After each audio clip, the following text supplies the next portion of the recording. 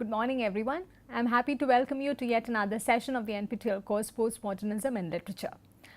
In today's session, we are discussing one of the short stories by Borges, The Garden of Walking Paths, and we are trying to see how it perfectly fits into the category of postmodernist short fiction. George Borges lived from 1899 till 1986. He's an Argentinian writer, and some of his best known works are the short story collections Title Fictions and El Aleph, which were published in the 1940s. And in that sense, he's also one of those writers who predate the event of postmodernism, and in his short stories we find the techniques of postmodernism being used even before the term gained a currency in the Western world. Though Borges cannot be chronologically classified as a postmodern writer, we find that he fits into the category of postmodern in a much better way than many other contemporaries do.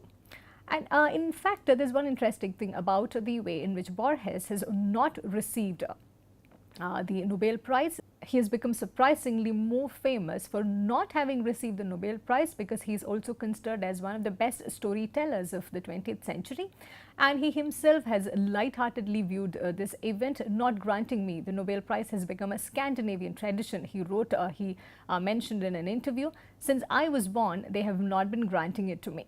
Borges also considered himself to be an apolitical writer as far as his political loyalties were concerned, and he also always ensured that his own political affiliations and his own loyalties did not really figure in his writing. And in his own words, "I think a writer's duty is to be a writer, and if he can be a good writer, he is doing his duty. Besides, I think of my own opinions as being superficial. For example, I am a conservative. I hate the communists. I hate the Nazis. I hate the anti-Semites, and so on.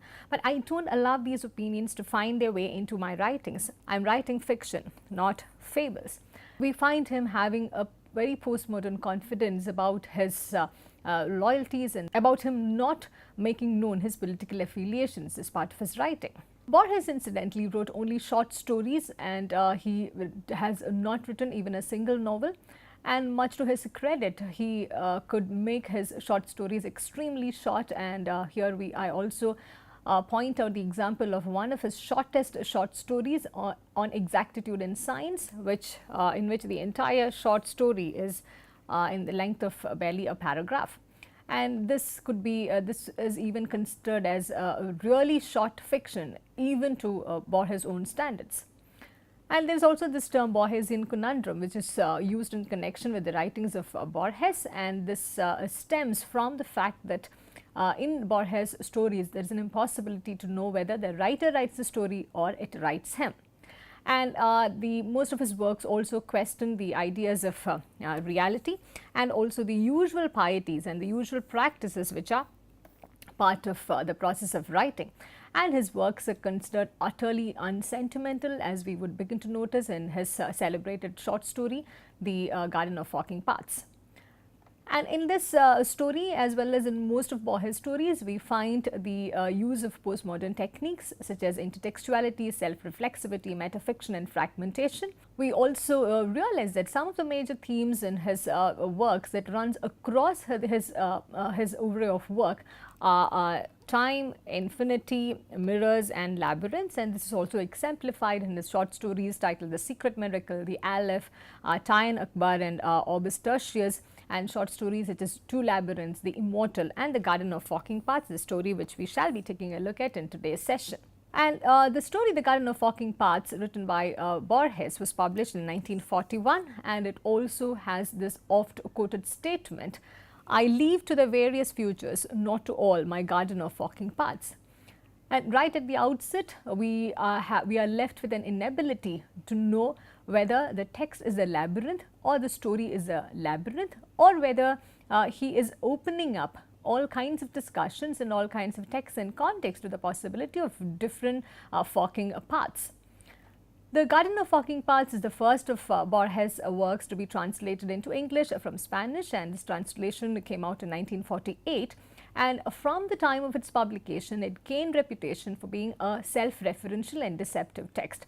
The ambiguity which we find in the text, whether it was on purpose or whether it was inadvertently introduced into the text, that is something that we have no way of knowing, and that also makes it very typically postmodern. One is also at a loss when we think about the best label which could describe the short story. There is no single meaning for this work. There are only multiple interpretations possible, and this is also being highlighted in the title itself, The Garden of Forking Paths. There are several layers in the story. To begin with, it appears like a spy story, but we also realize that it is not entirely about entirely in the genre of detective fiction. It also talks about various other things related to time and space. We also find Borges experimenting with the ideas of time and space and also breaking down the traditional notions and the traditional concepts, the definitional concepts associated with the ideas of space and time.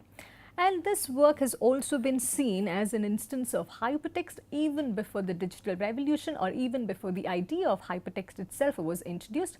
Just like we are capable of surfing from one website to the other, this text also allows the possibility of shifting in time, in space, and also across narratives without any sense of a hierarchical way of the beginning, middle, and an end.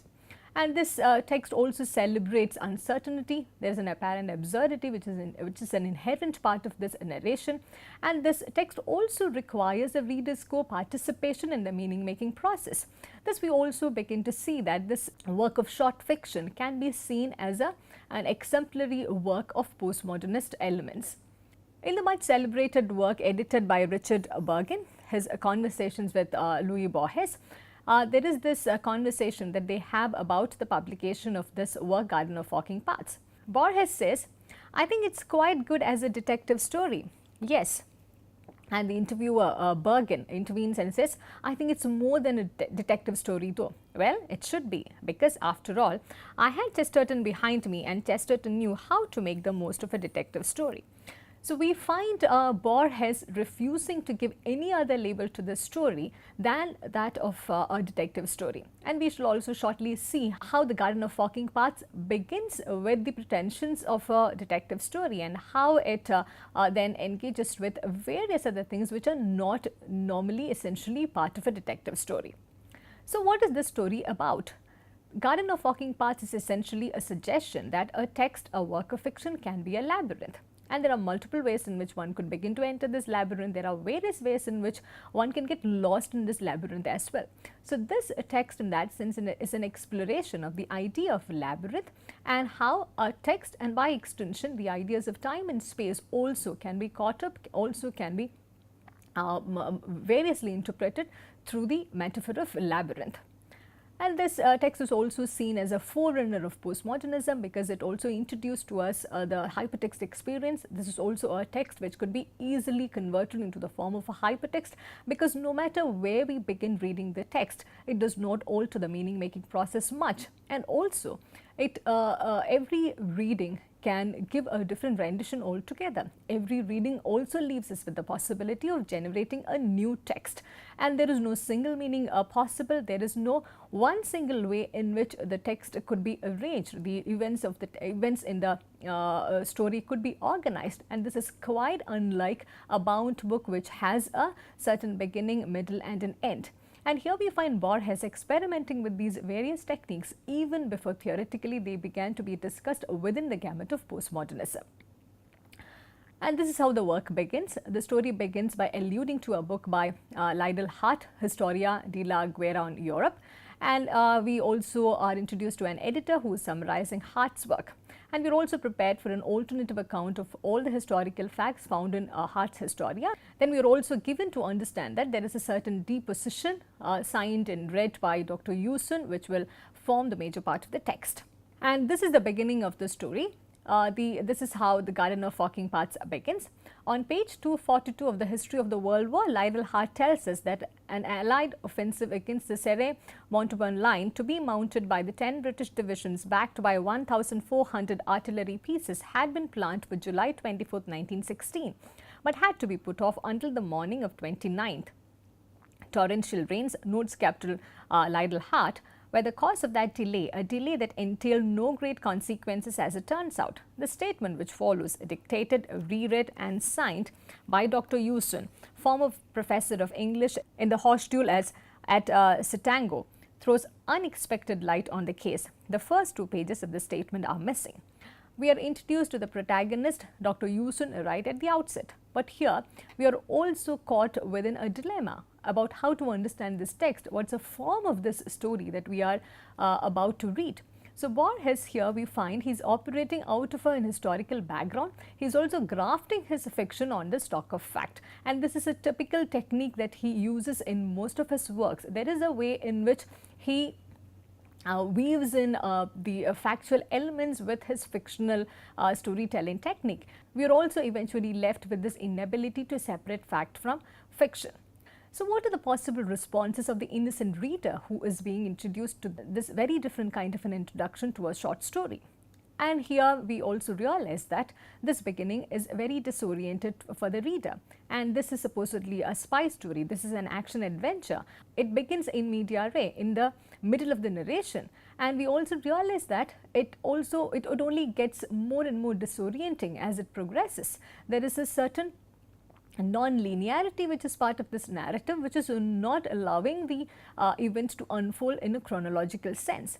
The main character, we begin to realize right at the outset, Dr. Yusun, he is in mortal danger, and he is also caught with this imminent need to flee in order to escape death. And subsequently, we also realize that in the middle of all these things, he also needs to execute a daring plan. But we are also intervened with a constant digression into philosophical speculation, that is the least that the innocent reader, the first time reader, would expect when he or she is encountering this detective fiction. And this is how the plot unfolds. There is the main character Yusun is forced to escape hurriedly by train. There is frantic activity. And in the following section, we also find that there is an abrupt change in tone. The pace slows down, and from the initial stage of the character being caught in a stage where there is no time for him to do anything, we find him moving to a different time frame altogether, where he has all the time in the world. If you are familiar with the story, if you have read Borges' Garden of Walking Paths, you realize that there is a very evident shift from that of the frantic activity in the city towards the slow down pace in the countryside. We also find that when he is trying to hurriedly escape by train, he is given to a lot of concerns about his own life, but at the same time, the moment he reaches another character's home, Dr. Stephen Albert's home, he is also given, he is also into a lot of philosophical reflections. He is daydreaming about fantastic labyrinths. He is talking about the theories of time. We find that there is a way in which the plot teases the reader by framing the entire story within the detective genre, and also allowing this sort of a shift in narration, this sort of a shift in the pace of narration.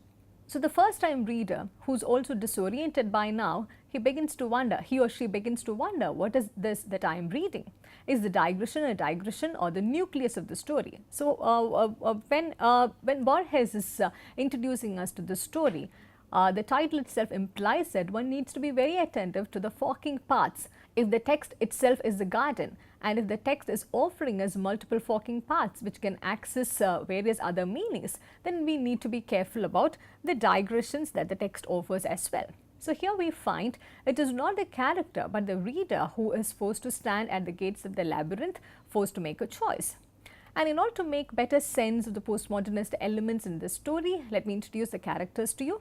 The main characters are Yusun, Dr. Stephen Albert, Sweepen, Captain Richard Madden, and the chief, whom we really do not get to meet in the course of the story.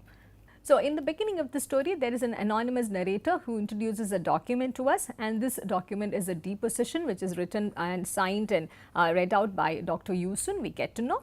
And Yusun is at a critical stage in his life and career. He realizes that his cover as a German spy in London has been blown. I also want you to pay attention to the plot setting, because this is also the time during the Second World War. So it's a very tumultuous time, and his Yusun's has been working as a German spy in London, and his cover as a spy has been blown. And he is also escaping from his captain, Captain Richard Madden. And we find that Yusun also runs the risk of being shot dead by Captain Richard Madden. Before he reaches the end of his life, Yusun also has another mission to complete. He has to convey a secret location to his chief, who's now located in Germany. So this is the task that he has to finish before Richard Madden catches up with him. So we find these two characters having a very direct connection with each other right from the beginning. And there is and in between, as the story progresses, we realize that Richard Madden almost catches up with Yusun, and he catches a train and tries to escape to the suburbs. And here, after having got down at a station named Ashgrove, we find Yusun heading towards Dr. Stephen Albert's home. Stephen Albert is also a renowned sinologist, and once Yusun reaches Stephen Albert's home, he also realizes that Stephen Albert is an expert in Sui Pen's works, and Sui Pen incidentally happens to be the great-grandfather of Yusun. So here we begin to see the interconnectedness of different characters with each other, and Stephen Albert offers a very warm welcome to Yusun, whether they knew each other before or whether Stephen Albert was expecting Yusun, or how this connection immediately takes off. That is something that the story does not directly tell us. And they also engage in this very charged discussion about the labyrinths of time, because Sui Pen had authored a work titled The Garden of Walking Paths, and we have Stephen Albert, an expert in his work, trying to recreate the same garden, the physical image of his garden, and also trying to work in various experimental methods to recreate the incomplete work that Sui Pen had left behind. So we find an instant connect between Yusun and Dr. Stephen Albert. They talk extensively at length about the various aspects of time, about labyrinths, and about how they also share a certain kind of a passion for Sui Pen's work and his Garden of Walking Paths.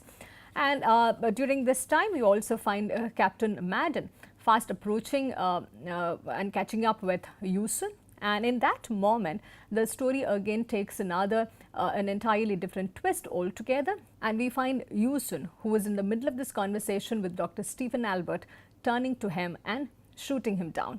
So why did Yusun shoot down Dr. Stephen Albert, with whom he was having such an endearing conversation about his ancestor Sui Pen?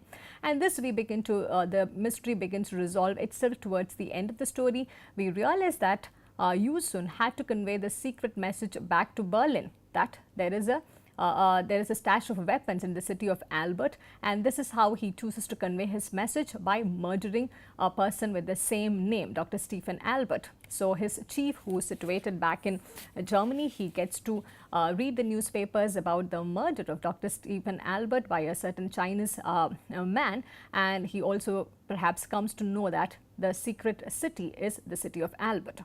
So this is the broad plot line and the role of the characters in the story.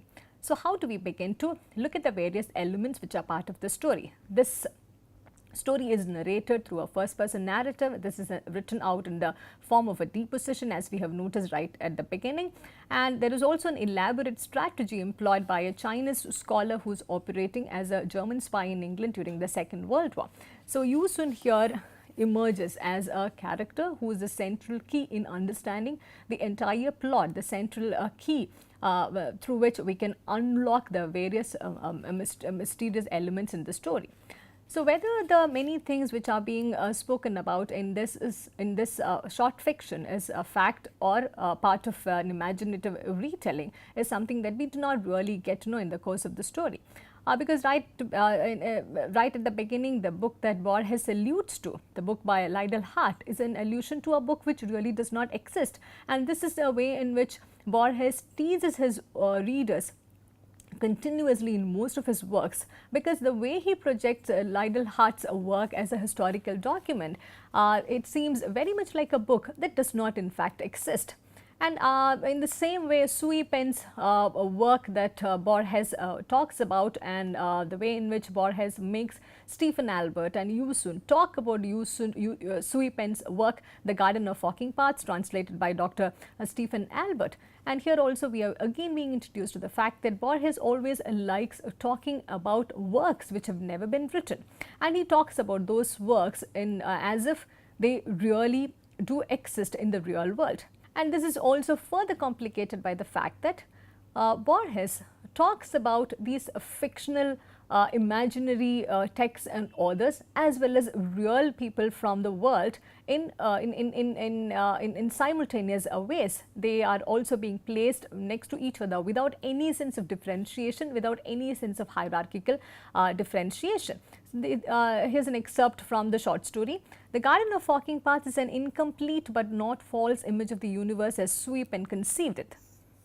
In contrast to Newton and Schopenhauer, your ancestor did not believe in a uniform absolute time. He believed in an infinite series of times, in a growing dizzying net of divergent, convergent and parallel times. This network of times which approached one another, forked, broke off or were unaware of one another for centuries, embraces all possibilities of time. Here we find Borges placing the imaginary character Sui Pen and also the scientist Newton and Schopenhauer together in the same passage, as if they are all participants in the same history, as if they all share the same kind of time frame and they all share the same spatial limitations. So, this sort of a bordering of the fictional and the real, this sort of an impossibility of knowing the real from the fictional is something that also makes the story a typically postmodernist one. And this is what Borges himself had to say on imaginary books. The composition of vast books is a laborious and impoverishing extravagance to go on for 500 pages developing an idea whose perfect oral exposition is possible in a few minutes. A better course of procedure is to pretend that these books already exist and then to offer a resume, a commentary. More reasonable, more inept, more indolent, I have preferred to write notes upon imaginary books. So, this is the kind of pretense that we find part of the postmodernist rendition, and we find Borges predating the postmodernist techniques and writing about imaginary books as if they are real in most of his works. And this is the postmodernist intervention that Borges makes. He is able to bring together the intricate elements of mystery in a playful Borgesian setting. He talks about labyrinths, about riddling texts, about scholarly conceits, about cross-cultural confusions, about notions of infinity, and he also introduces the idea of duplicitous role-playing, and a paradoxical alternative reality angle is also being built into the storyline. So, we find all of these things being spoken about in the same storyline without any way of hierarchical differentiation. And this is the unconventional technique that Borges has been using in most of his works, and it makes him very typically postmodernist, though he predates the event of postmodernism itself. So, is Garden of Walking Paths really a tale? There are a lot of critics who compare this Borges tales to the emergent ideas of quantum theory, where the many worlds interpretations of quantum mechanics and the notion of multiverses could be brought in together. And we also find him engaging very lively with the thought experiment initiated by Schrodinger's cat, and there are a way in which the thought experiment talks about how the two outcomes can be interpreted as occurring in alternate universes with equal validity. As we begin to wind up this lecture, I also remind you how there are various ways in which Borges presents to us the contestations related to the ideas of time and space. Borges has always been rejecting the ideas of linear absolute time, and he also believed in the possibility of infinite realities. In his essay, A New Refutation of Time, we find him experimenting with these newer thought techniques that he got introduced to, and he also talks about how all possible events, no matter how fantastic or silly, there is a possibility they all can occur. So, in this story, A Garden of Walking Paths, what he basically does is to experiment with this idea of various events occurring at the same time within different time frames. And here we are also being introduced to this very challenging radical idea that in every act of perception, we select one of an infinite number of possibilities, and thus we also limit the number of possibilities for the future. And what Borges does is, instead of writing an essay about it, he is using the framework of a short story to talk about how time and space could be seen as two concepts with the possibility of infinite realities. So, in the following section, we shall be taking a look at how Borges uses the techniques of detective fiction to enter the realm of postmodernist writing. Again, we need to keep in mind that Borges' work, Garden of Walking Paths, it predates the techniques and discussions of postmodernism. So, it is a really interesting way in which we try to bring in a dialogue between the text and the postmodern theories and techniques which began to be discussed from the 60s and 70s onwards. And I also encourage you to take a look at the short story to have a first-hand familiarity with the work, so that the rest of the discussion on the fiction per se makes a better sense to you. So, we wind up on this note. Thank you for listening, and I look forward to seeing you in the next session.